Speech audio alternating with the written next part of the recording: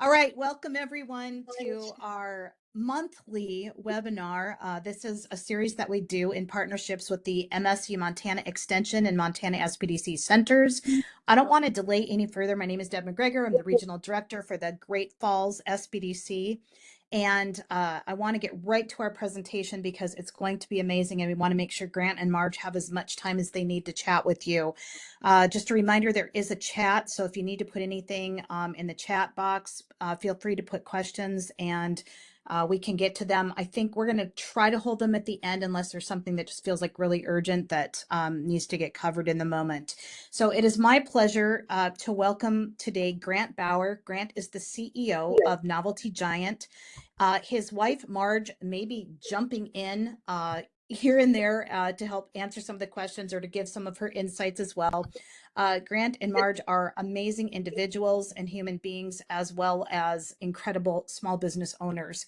Although I say small business and it's kind of grown into more than just a small business. Without further ado, a reminder also to everyone, if you are not talking, I'm going to invite you to mute just so we don't get any distracted background noise. And Grant, I'm going to turn it over to you. Welcome. Okay, thank you very much, Deb, and thank you for to the Montana Extension, Montana State University Extension, and the Small Business Development Center for having us. And today I'm going to be talking to you about our Amazon e-commerce business, and the name of the business is called Novelty Giant. And I'm going to, can you guys see me now? And I'm going to put this up. This is one of our products. And I'll be showing you some more later, but we sell novelties. This is a stress pillow, a little tiny one in the shape of a peanut, and it's very soft. People order a lot of these. So we're going to go on a little adventure on how we got here because it started about a little over 20 years ago. And I'm going to start by introducing you to our first year. Our first year, we started selling part-time, not on Amazon, but on eBay. We didn't have any employees. Marge started it in a spare bedroom with gross sales in a year of about $30,000. The second year, we doubled that, and we were very pleased with eBay, although we didn't know it, but the next year after that, eBay would start to fade and Amazon would start to move in. And you see on the screen in front of you some of the novelties we sell, those lobster hands, the prisoner hat. Most of them are accessories. Our big time of year is Halloween and the holiday season. So summer is kind of a time when we regroup and we do all kinds of housekeeping, accounting in the business, and shoring up our inventory for the busy time of year, which starts in September. As I said, we began in 2003 in eBay and did quite a bit. We doubled, tripled our sales. And eBay, though, had some really nice things as an introductory sales experience for newly e-commerce people on that site. And I think that helped us a lot. When in the early 2000s, things were very easy to list on eBay. You could throw just about anything up. We used to say that, anything, just throw everything up and it sticks and sells. eBay did not have a lot of fees. You could do multiple listings, so you could really have a broad showcase of your merchandise on eBay. Our items were not branded, and otherwise we could take a similar product and list it on eBay, and it could be used for some different variations. And that was very flexible for eBay. So we really enjoyed a lot of really fast putting stuff up and selling them, getting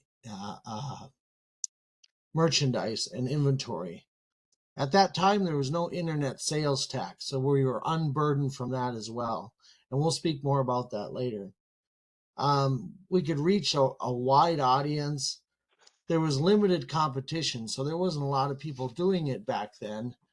And it was very nice because if you had access to good inventory and a consistent quality, you could really sell some stuff on eBay. Here are some of the negatives. The customer service communication was all on us. In other words, at this time, Amazon handles all of that for us through our dashboard. But in the early days, we took calls from everyone. And we were also selling along a lot of used items, which people sell on eBay. And that's still kind of the more broader sales you get from eBay today. There was some negatives about early distrust of purchasing online, but they've really, in 2003, those dissipated very quickly.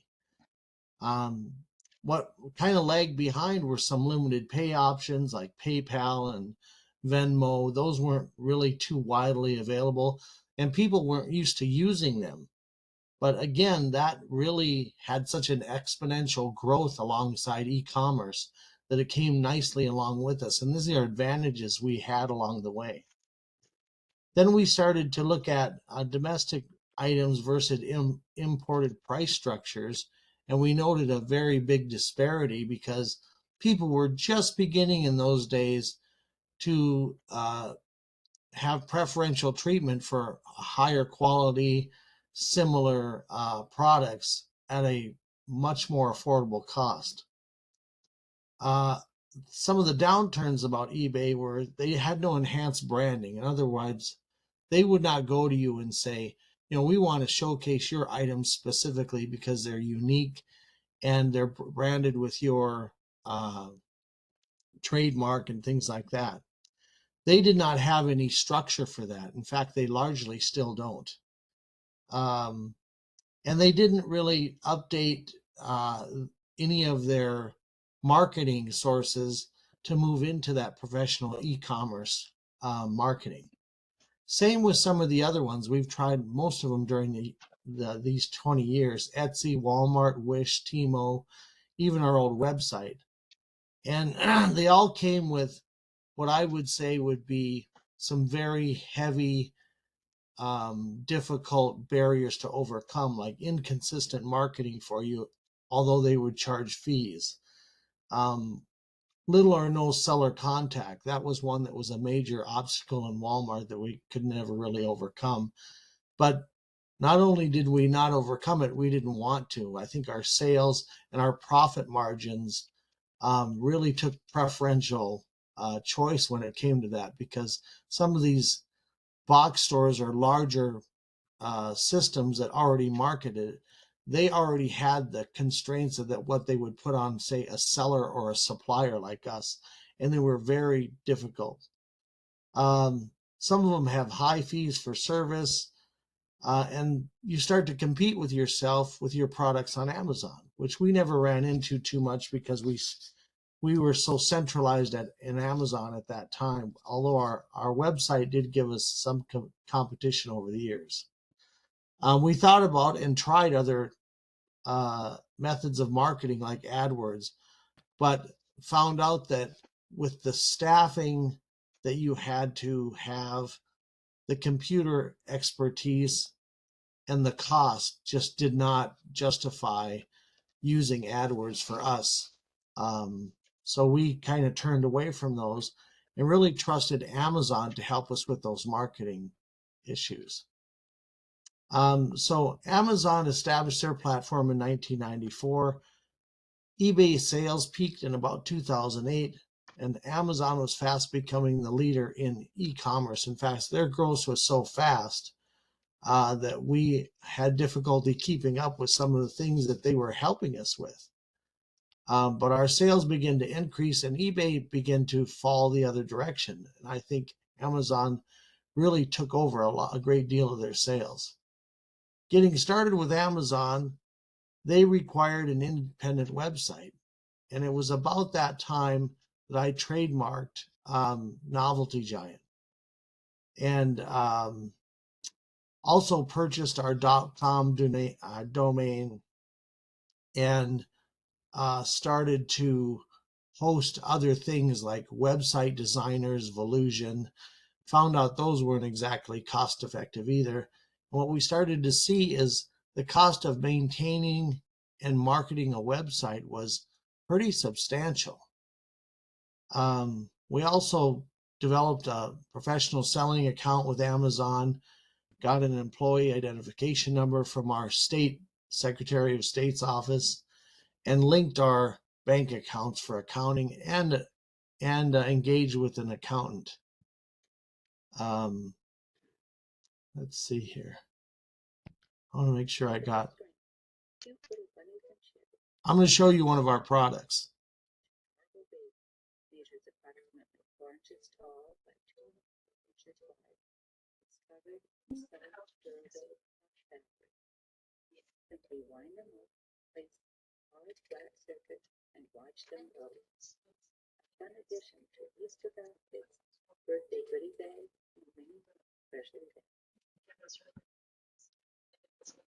So a couple things that we get down into the nuts and bolts of setting up an e-commerce business on Amazon was incorporating our business, which is an umbrella that you can fall under that gives you a wide swath of different options of financial and accounting protection and things like that.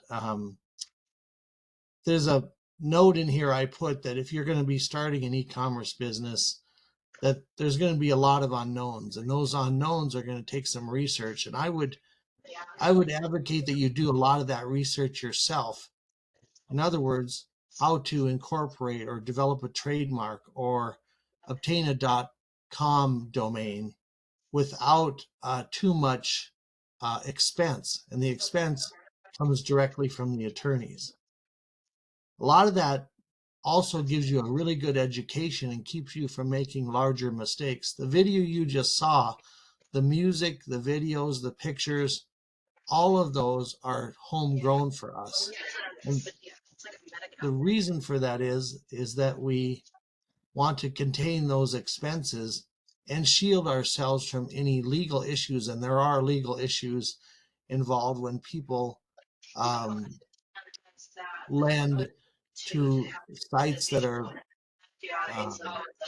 trademark free. And so you have to really be able to know very specifically what that means, because you can get stuck. And I'll give you an example. When you trademark a photo, sometimes, like we sold, I think they were bucket hats. We sold bucket hats, and this one site supplied all kinds of pictures for these bucket hats, and they were high quality and they were free of trademark. So they said, you can go ahead and use them for free. Well, that wasn't exactly true. What they did was they published the pictures and told everybody they could use them, and then they tracked them. And about 3 to 5 years later, they published a catalog and then said, now we're going to try to expense those out and sue everybody that was using our pictures. And that actually can be done. So there are pitfalls to that. There's times to engage an attorney or legal professional opinions, and then a good deal of the research you can do on your own. When we incorporated, we filed our articles of incorporation with the Secretary of State's office, and we renew those annually through the same office. We have designated officers in our corporation, and by this time it's just my wife and I. So we own all the shares in the existing corporation. We established our trademark through the U.S. Patent and Trademark Office. You can use them online. You have to do a search to see if there's similar or more specific trademarks close to you. We did that search, and then we also had an attorney do the search and found out that no, we could own our trademark free and clear and set it up that way.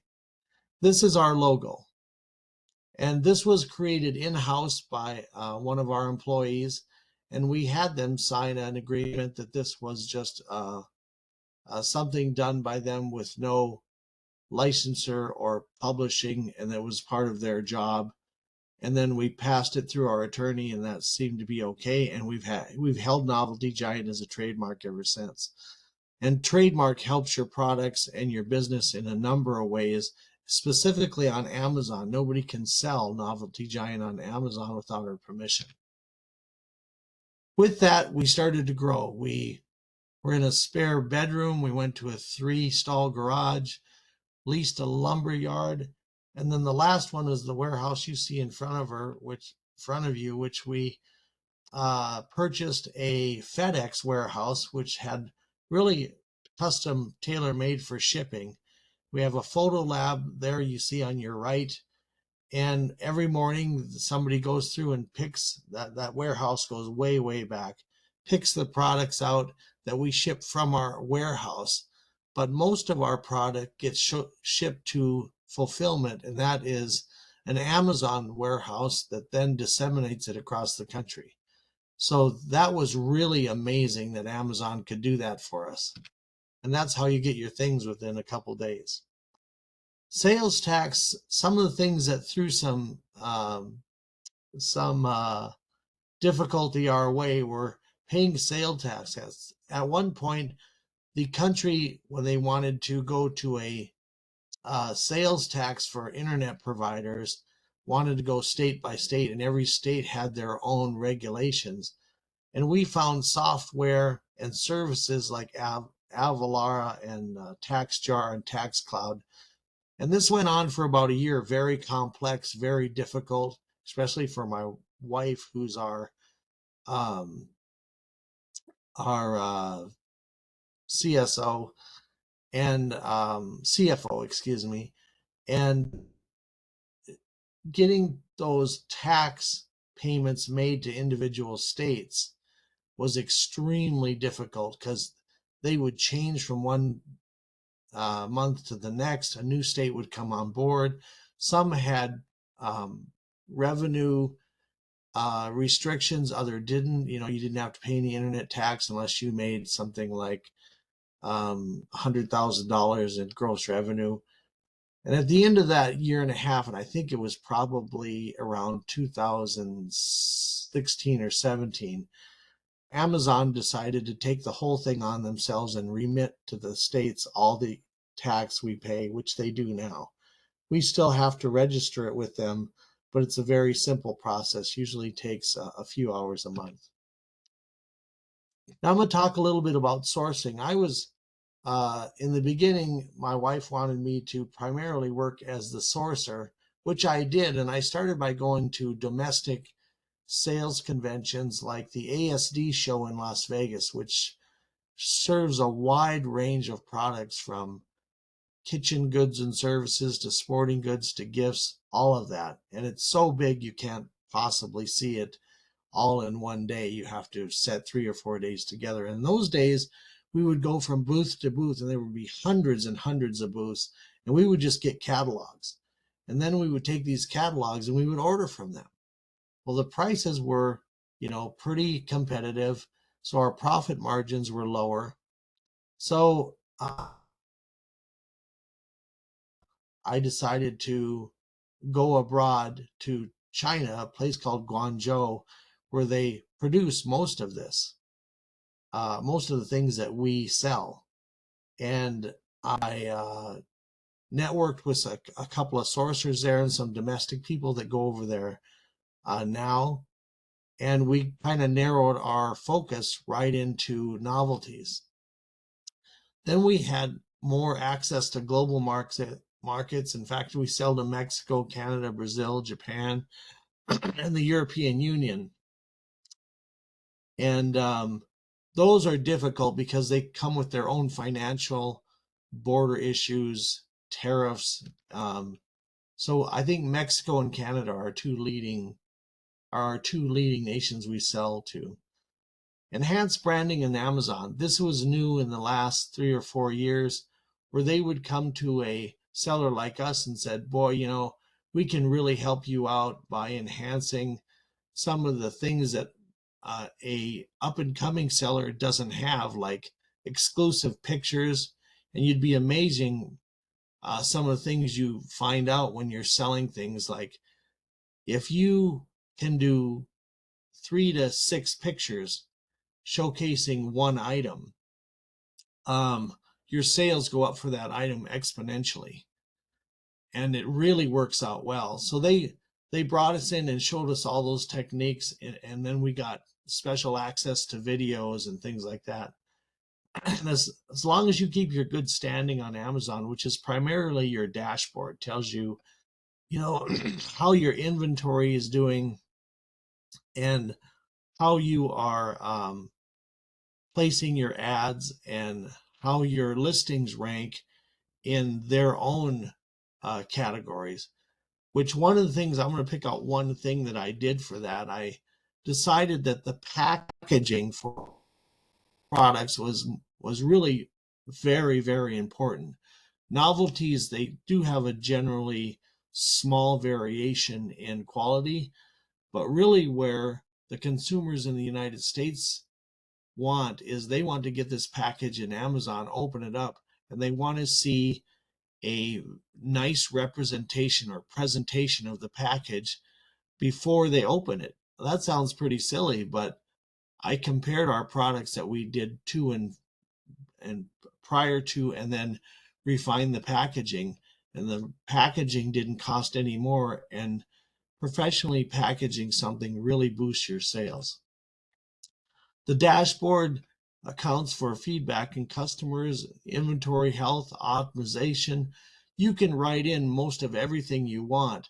And as we grew, we decided that we had to start putting in some things that we couldn't do when we were smaller or didn't do, such as supply chain information and cost of goods associated right down to the single product. And depending on how your health of your dashboard is on Amazon, and I'm just talking about Amazon, your sales get optimized the closer you are to 100%. And we have been very lucky. Ours have been usually 99 or 100% the whole time we've been in business. And additional ways we market things. We monitor our competition. We know exactly where they are in the United States and what they're selling. We network with other sellers. We've got other people who have warehouses. We've went overseas with them. We've shared containers of ships coming over. We even shared those costs associated with them. So in 2024, this was our last recorded solid numbers. In 2023, we had gross sales of 2.4 million, which is actually relatively small for an e-commerce business. 5 employees. We sold about 200,000 items a year, about hovering right around 600 per day. Average product sold was about $10.80. That's up now today to about $3 or $4. It's about to climb. Our net income was about 15 to 17% annual. Okay, I ran through that pretty fast, but I'm in my timeline here. I'd like to take any questions you have. Feel free to unmute if you have a question or in the chat. Grant, one question that I had is, how did you make decisions about what type of product that maybe you wanted to do a little more marketing with, or like how are the ways that the margins were basically, how did you look at your margins to make some of those determinations? So that's a great question, Deb. I'm holding in front of me, if everybody can see this. Can you see that? It is called a bunny tail, and you can take this bunny tail, it has a little pin on the back, and we sell about 20,000 of these a year. The profit margins is very attractive because I think we probably pay about 25 cents for them, and we sell them for $10, $9. Yeah, about $9. Now you think, wow, that's a really great profit margin. And that is pretty good, but the fact is that the Amazon fees for all this marketing takes up a good piece of those, probably about $5. And so in answer to your question, that's really how that's, in part accomplished. What product has surprised you the most in terms of its performance? I know you've had a lot of products over the years. Well, the reason I brought this bunny tail again is because this one really shocked us. In fact, it shocked us so much that we ordered, I think, what was our heaviest order? 30,000 at once. People thought we were crazy. Now you talking about things like supply chain. When we ordered 30,000 bunny tails and have them sent over the ocean at 24 cents a piece, that I wasn't convinced they would sell like that. But my wife, who also has a really good eye for these things, said, no, we're selling them faster than we can package them. And so that one really shocked me. This is another one. If you can see this is a taxi hat. So it's kind of the old taxi hats you used to have. And that one kind of surprised me because we ordered it on a lark. We got a mistake order, and I decided, well, let's list them and see how they do. And almost for every holiday season, they sell wonderfully. Give me that deer mask. And then another one of these is I kind of get impartial sometimes, and I wanted to buy this for the Midwest and Minnesota. This is a deer mask.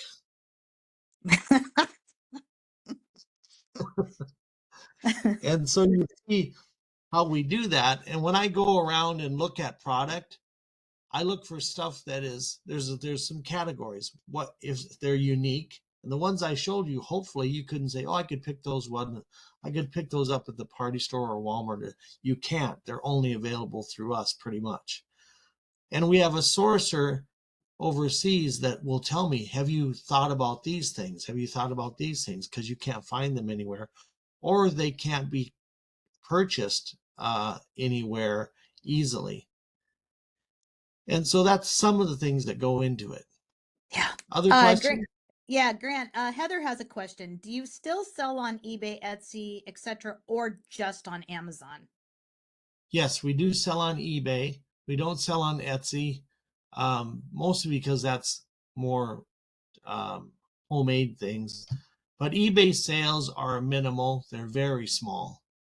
They're kind of a garnish to our Amazon business. It's Amazon, our website, or eBay, and I don't think we sell much of our website, nor would we want to, because some of the problems that I pointed out earlier, remitting sales taxes from your own website would cost just a tremendous amount. And right now, that marketing and that expense is too much to do for that. To keep something like that running, the costs are too high. All right. This is a question from Tom. Okay, that's I was like, what's FBA? Okay. Do you mean Facebook marketing? Tom, can you unmute and just ask your question? I want to make sure I Yeah, understand what you are asking. I was just wondering if Grant did FBM, fulfillment by merchant, along with FBA, fulfillment by Amazon, in his warehouse operations alongside his eBay operations. Yes, we do both. So we have a little van, and every day we get maybe 75 orders from our merchant, which is directly out of our warehouse. The rest is sent to Amazon via UPS to fulfillment. But we do both, yes. Okay, thanks. Tom, do you have any follow-up questions to that? I'm glad you asked the question because I wasn't even Yeah. sure what you were asking. So I'm already in FBA and I've done FBM and I have an eBay account as well. I was just wondering if there's any new softwares to not have to list on Amazon through Seller Central, because quite frankly, it's a little bit sad. So I didn't know, because I know for books and media, we have like Books Pro and a bunch of other ones. I didn't know any softwares or any warehouse management systems for non-media related items. I Or think any. Go ahead. I think that you could search that, and Seller Central for Amazon. You could search it for Seller Central. That's not likely to be there, but I would take a look at some of that supply chain sales information, and I think you might have some luck there. That's difficult to find through Amazon, but I think it's definitely there. The software flexibility out there is very, it's there. It's just finding it. And I would probably look in the same realm as I would look at for Avalara, sorry, and some of the other links to software that might help you with your inventory. You think of anything? Okay, Thanks. thank you. Yeah, thanks. Any more follow-ups on that, Tom? I see Grant is also conferring with Marge, who does a lot of the dashboard stuff as well. Yeah, I think she's Okay, do we have any other questions? well, and she's really good at putting your thumb. We might have one before this is done. Go ahead, Deb.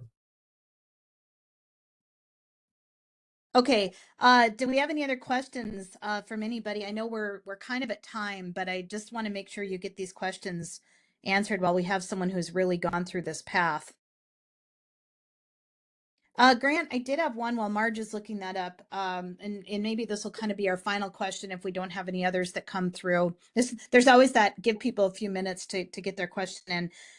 If you were giving advice to someone who was thinking about starting on Amazon and rolling with it, what would be the best advice that you could give that entrepreneur? I think one of them would be to sit down with people who have done this in a similar product line, like say you were selling kitchen supplies or something like that. And I would do every aspect of it. I would see what the box stores are selling. I would take, because all of that is very good information when you're thinking about marketing strategy to marketing something on Amazon. You're talking about shipping weights and measurements, and all of that is very specific. And when you start sizing these orders into Amazon and the shipping, say for example, would be you're over leveraged on it because your products are too heavy. That might be something. But generally, when you do that, you can really get a sense of what you can sell online and what would be more prohibitive. So, and there are downsides to all of that. But I think in the long run, you want to find out in every marketing sector what things sell in, not just e-commerce, catalog sales, door to door, in even the smallest thing. And then I would compare it and say, is this something that I could get some market share out of?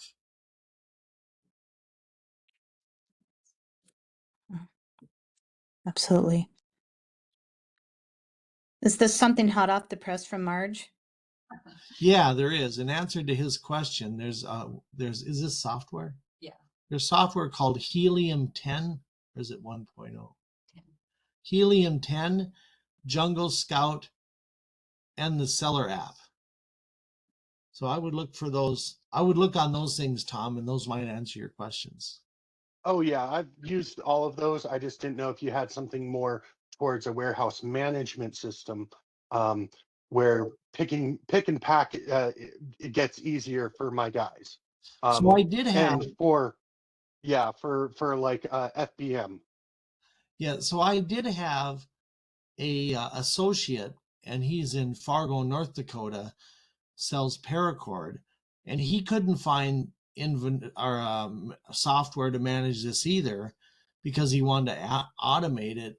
And this isn't a great ending to a story, but I think he invested something like $30,000 into the development of the software, and by the time it got ready to roll out, it wasn't effective for him. And I think it was just he couldn't imagine a system he couldn't automate. And when he couldn't get this automated, he constantly it was shutting down, and he'd have to, try to bandage it up by filling in the missing content. And I don't think he ever got ahead of it. It was very complex. The one resource I think I would try is kind of out of the box, and that is AI. I think in this next year, it would be inconceivable to me that you couldn't find an AI type software that could make those adjustments on the fly and make it cost effective and efficient for you.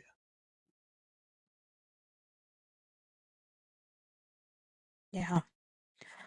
Well, I've been in Grant's warehouse, and when I say to watch what they've developed is nothing short of miraculous, almost just, rows and rows of stuff. And I think I might have laughed at you one time, Grant, about some of those products. I was like, "Who buys this?" And you're like, 30,000 people. Like, okay, I'll it was some good times for sure. Well, we are at time, and I'm sure that this conversation could go on and on. But Grant, I want to thank you and Marge. Marge, thanks for coming in behind the scenes there. Novelty Giant, selling on Amazon. Fantastic job. Thanks so much for being with us. Yes, thank everyone for coming, and thank you for having us. Yeah, absolutely. We want to thank again the partnership with Brad is giving you some kudos, Grant, just so you know, in the chat there. And as is several people actually. The recording and the PowerPoint will be posted to the small business site. And also we want to let you know next month we have Arnold Volker coming in, and his topic is Think Like an Inventor. And Arnold and his son have developed many different products. He owns Next Innovations, which is a manufacturing company, but he has even done products for the Walt Disney Company, but really brings in this concept of how you can think like an inventor and bring that to your business. So that'll be next month's webinar. Grant and Marge, thank you so much for joining us, and have an amazing day, everyone. Take good care. Thank you. Okay.